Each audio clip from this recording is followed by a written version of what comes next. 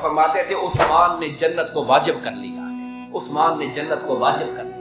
سارے صحابہ میں شرم اور حیا کے اعتبار سے سب سے اعلیٰ مقام فرمایا میں اس کا حیا کیوں نہ کروں جس کا حیا اللہ کے فرشتے کرتے ہیں۔ آپ کا فرمان ہے کہ قیامت کے دن ہر رشتہ داری ختم ہو جائے گی سوائے ذی الحج کی 18 تاریخ ہے، اور 18 ذی الحج وہ دن ہے جب تیسرے خلیفہ راشد حضرت سیدنا عثمان غنی رضی اللہ تعالی عنہ کی شہادت ہوئی۔ آپ کی شہادت کا دن ہے۔ حضرت سیدنا عثمان غنی رضی اللہ تعالی عنہ کی شخصیت وہ ہے جنہیں حضور نبی اکرم صلی اللہ علیہ وآلہ وسلم کی بارگاہ میں ایک خاص مقام حاصل تھا۔ آپ کو کئی ٹائٹل وہ ملے جو آپ کی ذات کا حصہ ہیں۔ ذو الہجرتین آپ کو کہا جاتا ہے۔ بیشتر صحابہ نے صرف مدینہ کو ہجرت کی، اور آپ کی ہستی وہ ہے جو اپنی اہل و عیال کے ساتھ، گھر والوں کے ساتھ ایمان اور اسلام کی خاطر پہلے حبشہ ہجرت کی اور پھر مدینہ ہجرت کی۔ میرے آقا نے انہیں صاحب ذو الہجرتین، 2 ہجرتیں کرنے والی ہستی کا لقب عطا فرمایا تھا، اور ان کو اس سے بھی بڑا ٹائٹل اور شان جو ملی انہیں ذو النورین کا لقب دیا گیا۔ ذو النورین، 2 نوروں والے۔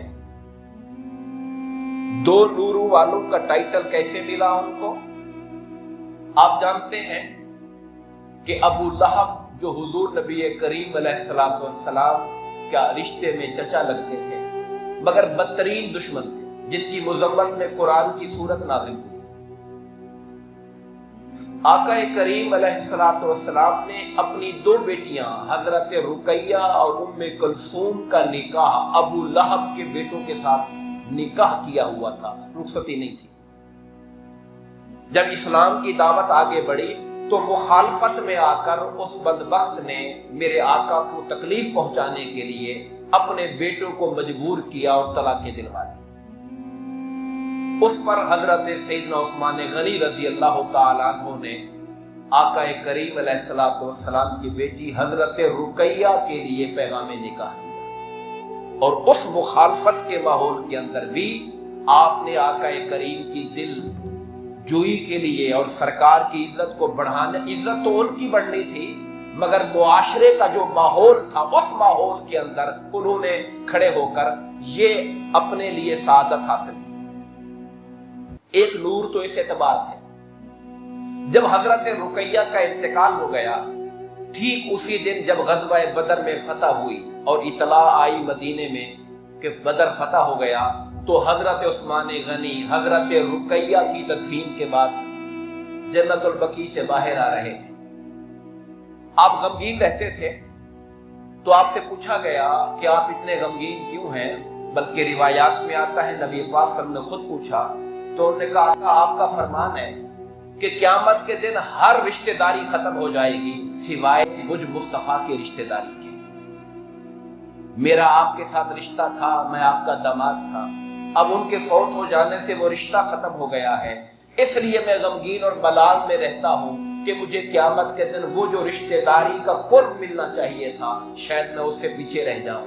تو آقا نے فرمایا اے عثمان، اگر اللہ پاک مجھے 10 بیٹیاں بھی دیتا تو یک کے بعد دیگری میں تمہارے نکاح کے اندر دے دیتا۔ حضور ان کے اخلاق سے اس قدر خوش اور راضی تھے، اس لیے انہیں ذو الہجرتین بھی کہا جاتا ہے۔ اور کئی ایسے موقع آئے جب آقا نے اعلان فرمایا جو شخص یہ کام کرے گا وہ جنت میں داخل ہو جائے گا، اس کے لیے جنت واجب ہو جائے گی۔ ان اعلانات کے موقع پر کھڑے ہو کر سب سے پہلے لبیک کہنے والے عثمان غنی ہوتے تھے، اور وہ کام کرتے تھے جس کے کرنے پر حضور جنت میں داخلے کا اعلان فرما چکے ہوتے تھے۔ ان میں 3 مشہور چیزیں ہیں۔ ایک وہ کنواں ہے پانی کا جو بعض روایات میں یہودی کی ملکیت تھا اور بعد میں کسی اور کی ملکیت میں تھا۔ پانی وہ بیچتا تھا، مسلمانوں کے لیے تنگی تھی، تو اس تنگی کے اعتبار سے آقا نے فرمایا کون ہے جو اس کنویں کو خریدے اور اس کا پانی مسلمانوں کے لیے وقف کر دے، میں مصطفیٰ اس کے جنت میں داخلے کا اعلان کرتا ہوں۔ اس وقت حضرت عثمان غنی رضی اللہ تعالیٰ عنہ اور آپ اس شخص سے جا کر ملے اور کہا کہ کنواں بیچ دو۔ اس نے کہا میں کنواں نہیں بیچوں گا، میری روزی لگی ہوئی ہے، روز کا پانی بیچتا ہوں میں۔ تو آپ نے کمال تدبیر کی، آپ نے فرمایا چلو آدھا کنواں مجھے بیچ دو، ایک دن تم اپنا کام کیا کرو، ایک دن میرا نام ہوگا تو میں اپنا کام کیا کروں گا۔ اللہ نے اس کی سمجھ کو پتہ نہیں کیسا کیا، اس نے قبول کر لیا۔ جب آپ کا دن آتا تو آپ فرماتے مفت ہے پانی، جس نے لینا ہے جتنا لینا ہے لے جائے۔ اب جب لوگ ایک دن مفت بھر لیتے تو دوسرے دن خریدنے کون جاتا وہاں پر؟ تو اس نے کہا جی بقایا بھی آپ ہی لے لیں۔ تو 35,000 درہم اس زمانے کا آپ نے دے کر کنواں خرید کر مسلمانوں کے لیے وقف کر دیا۔ آقا نے جنت کا اعلان فرمایا۔ پھر مسجد نبوی کی توسیع کا مرحلہ آیا، مسجد بڑا کرنا تھا، مسجد کو جگہ تنگ ہو گئی تھی، 7 والی خالی جگہ پلاٹ خریدنا تھا۔ تب میرے آقا نے مسجد میں اعلان کیا کون ہے وہ جو یہ پلاٹ خرید کر مسجد میں شامل کرے، میں مصطفیٰ اس کے جنت میں داخلے کا اعلان کرتا ہوں۔ 25,000 درہم دے کر عثمان غنی نے وہ پلاٹ خرید کر مسجد میں شامل کروا دیا۔ تیسرا موقع تب آیا تھا جب غزوہ تبوک کے لیے لشکر کی تیاری ہو رہی تھی، مسلمانوں کے حالات بڑے تنگ تھے، آقا انعامدار لوگوں کو شوق دلا رہے تھے کہ خدا کی راہ میں خرچ کرو۔ تب عثمان غنی کھڑے ہوئے، کہا آقا میں 300 اونٹ بما ساز و سامان لشکر کے لیے وقف کرتا ہوں۔ سرکار نے کہا اللہ کے نام پہ اور خرچ کریں۔ پھر کھڑے ہوئے، آقا 300 اونٹ میں اور ساز و سامان کے ساتھ دیتا ہوں۔ سرکار نے پھر شوق دلایا، پھر کھڑے ہوئے، آقا میں 300 اونٹ اور دیتا ہوں۔ 900 اونٹوں کا وعدہ کیا اور 1000 اشرفیاں لا کر میرے مصطفیٰ کے قدموں میں ڈھیر کر دی انہوں نے آ کر۔ اور حضور اتنے خوش تھے کہ اشرفیاں اٹھا کے ایسے ہاتھ پہ اچھالتے تھے اور فرماتے تھے عثمان نے جنت کو واجب کر لیا ہے، عثمان نے جنت کو واجب کر لیا۔ تو آپ اندازہ فرمائیے کہ کتنے ایسے موقع آئے جن مواقع پر حضرت عثمان غنی رضی اللہ تعالیٰ عنہ نے زبان مصطفیٰ کے اعلان پر جنت کو خرید لیا اپنے مال کے۔ حاضر نظیر وقار 3 چیزیں حضرت عثمان غنی رضی اللہ تعالیٰ سے جڑی ہوئی ہیں۔ ایک تو حضرت عثمان اور غنا یعنی سخاوت، ان کے نام کا حصہ بن گیا عثمان غنی۔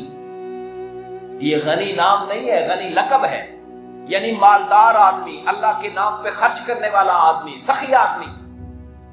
عثمان اور غنا کٹھے چلی، ان کے نام کا حصہ بنی۔ دوسری چیز عثمان اور حیا، ہر صحابی کو اللہ نے خاص وصف دیا اور میرے آقا نے فرمایا عثمان غنی سارے صحابہ میں شرم اور حیا کے اعتبار سے سب سے اعلیٰ مقام صحابہ میں عثمان غنی کو حاصل ہے۔ ایک بار حضور نبی کریم علیہ السلام عثمان کے گھر گئے تو آپ کی بیٹی اور حضرت عثمان کی اہلیہ ان کا سر دھو رہی تھی عثمان غنی کا۔ تو آپ نے کہا بیٹی عثمان کی خدمت کرو، اس زمین پر میرے اخلاق میں سب سے زیادہ مشابہت رکھنے والا عثمان غنی ہے جو مجھ سے مشابہت رکھتا ہے اخلاق کے اعتبار سے۔ بیٹی سے کہا خدمت کرو ان کی، یہ اخلاق میں سب سے بڑھ کر مجھ سے مشابہت رکھنے والے ہیں۔ اور یہ جو حیا کا عنصر تھا، آقا کریم علیہ السلام ایک کنویں کی منڈیر پر بیٹھے ہوئے ہیں اور جیسے بندہ پانی پر بیٹھا ہو ٹانگیں نیچے کر کے تو تھوڑا کپڑا اوپر کر کے بیٹھ جاتا ہے تاکہ پانی سے کپڑے گیلے نہ ہوں۔ ابوبکر صدیق رضی اللہ تعالیٰ عنہ آئے، آپ تشریف فرما رہے اسی کیفیت میں۔ عمر فاروق رضی اللہ تعالیٰ عنہ آئے، آپ اسی کیفیت میں تشریف فرما رہے۔ جب عثمان غنی رضی اللہ تعالیٰ عنہ حضور نے اپنے کپڑے سیدھے کیے، اپنی کپڑوں کو سیدھا کیا، ڈھکا ان کو، تو صحابہ کو تعجب ہوا۔ آقا ابو بکر عمر آئے، آپ نے اتنا اہتمام نہیں کیا، عثمان غنی آئے تو اتنا اہتمام۔ فرمایا میں اس کا حیا کیوں نہ کروں جس کا حیا اللہ کے فرشتے کرتے ہیں، اس کا حیا میں کیوں نہ کروں جس کا حیا ملائکہ کرتے ہیں۔ اور عثمان غنی رضی اللہ تعالیٰ عنہ کی اپنی شرم و حیا کا عالم یہ تھا کہ آپ فرماتے ہیں جب سے میں نے آقا کے ہاتھ پہ ہاتھ رکھ کر اسلام کی بیعت کی ہے، خدا کی قسم میں وہ ہاتھ کبھی شرمگاہ کی طرف لے کر نہیں گیا۔ چونکہ یہ احساس تھا کہ یہ ہاتھ وہ ہے جو حضور کے ہاتھ کے ساتھ لگا ہوا ہے، یہ ان کا اپنا فطری شرم و حیا تھا۔ اور جب صلح حدیبیہ کے موقع پر نبی پاک صلی اللہ علیہ وسلم نے حضرت عثمان غنی کو اپنا سفیر بنا کر مکہ والوں کے پاس بھیجا کہ جا کر ان سے کہیں کہ ہم عمرہ کرنے کے لیے آئے ہیں، جنگ کرنے کے لیے نہیں آئے، مکہ والوں نے عثمان غنی کو روک لیا 3 دن کے لیے، حرم کعبہ میں بیٹھ کر مذاکرات ہو رہے ہیں، عثمان غنی ان سے اس پر بحث کر رہے ہیں کہ مسلمانوں کو ہمارے آقا کو آنے دو تاکہ عمرہ کریں۔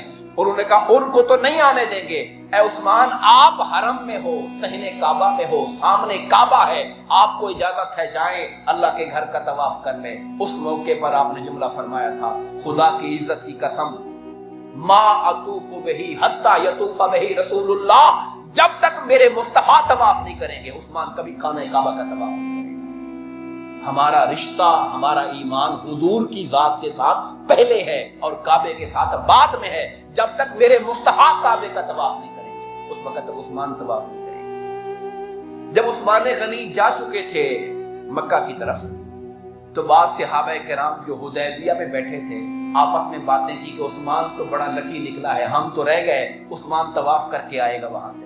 حضور نے فرمایا تھا عثمان ہمارے بغیر طواف نہیں کرے گا۔ میرے آقا کو بھی اس بات کا اندازہ اور احساس تھا کہ عثمان ہمارے بغیر طواف نہیں کرے گا۔ حاضر عزیز وقار، حضرت عثمان غنی رضی اللہ تعالیٰ عنہ کا ایک رشتہ تو حضور کے ساتھ یہ تھا کہ وہ 5ویں دادے پر جا کر حضور کے دادے کے ساتھ جڑ جاتے ہیں، عبد مناف کے ساتھ۔ آقا کریم علیہ السلام کے دادا عبد المطلب، ان کے والد حضرت ہاشم، ان کے والد عبد مناف پہ جا کر عثمان غنی کے دادے بھی وہاں جا کر ایک ہو جاتے تھے۔ ایک رشتہ تو یہ تھا، ایک دوسرا رشتہ بھی تھا ان کا حضور کے ساتھ صلی اللہ علیہ وسلم، اور وہ رشتہ یہ تھا کہ حضرت عثمان کی جو والدہ تھی ان کا نام تھا اروا، الف رے واو چھوٹی ہے، اروا۔ ان کی جو والدہ تھی ام حکیم، وہ میرے آقا کے والد کی سگی بہن تھی۔ رشتے کو سمجھیے، حضرت عثمان غنی کی جو نانی تھی وہ آقا کے والد ماجد حضرت عبداللہ کی سگی بہن تھی۔ بعض نے کہا کہ جڑواں پیدا ہوئے تھے۔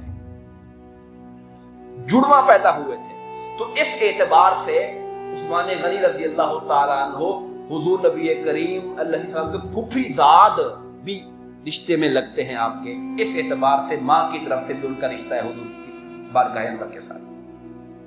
آپ وہ ہستی ہیں کہ جو عشرۂ مبشرہ کا حصہ ہے، جنہیں آقا نے زندگی میں بار بار جنتی ہونے کی خوشخبری دی، مگر اس کے باوجود خوف آخرت کا حال یہ تھا، آخرت کے خوف کا حال یہ تھا کہ جب کوئی فوتگی ہو جاتی اور آپ قبر پہ جاتے تو قبر پہ جا کے رو رو کے داڑھی آنسو سے تر ہو جاتی۔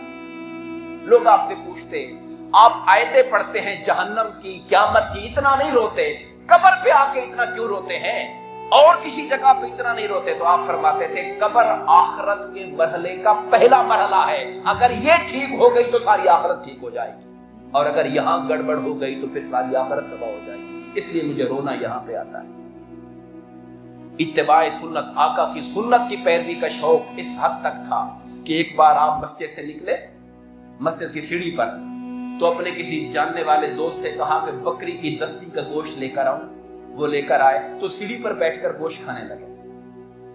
لوگوں نے پوچھا حضرت یہ کون سا مقام ہے کہ یہاں بیٹھ کر آپ گوشت کھا رہے ہیں، اپنے گھر بیٹھ کے کھاتے؟ آپ نے فرمایا مجھے کوئی وجہ پتہ نہیں ہے، میں نے ایک بار آقا کو یہاں بیٹھ کر گوشت کھاتے دیکھا تھا، میں تو محبوب کی ادا کو پورا کر رہا ہوں، ان کی سنت کو زندہ کر رہا ہوں۔ اور خوف خدا کا عالم یہ تھا کہ ایک بار آپ نے اپنے کسی غلام اور نوکر کے کان کھینچے، کسی وجہ سے اس نے کام نہیں کیا ہوگا، تو بعد میں احساس ہوا تو آپ نے کہا تم میرے کان کھینچو۔ اس نے کہا حضرت آپ میرے سردار ہیں، آقا ہیں۔ آپ نے کہا نہیں تو مجھ سے بدلہ لے لو۔ اس نے کان پکڑا، آپ نے کہا زور سے کھینچو۔ پھر آپ نے فرمایا یہ دنیا کتنی اچھی ہے کہ یہاں بدلے کا معاملہ ہو جاتا ہے، قیامت کے دن یہ معاملہ نہیں ہو سکے گا، اس لیے آج وقت ہے، کسی کا کچھ چکانا ہے تو چکا لو، کل کو جب قیامت کا دن آئے گا تو پھر یہ معاملہ کرنے کی ہمت بھی نہیں رہے گی انسان کے اندر۔ نہ اس کا موقع ملے گا انسان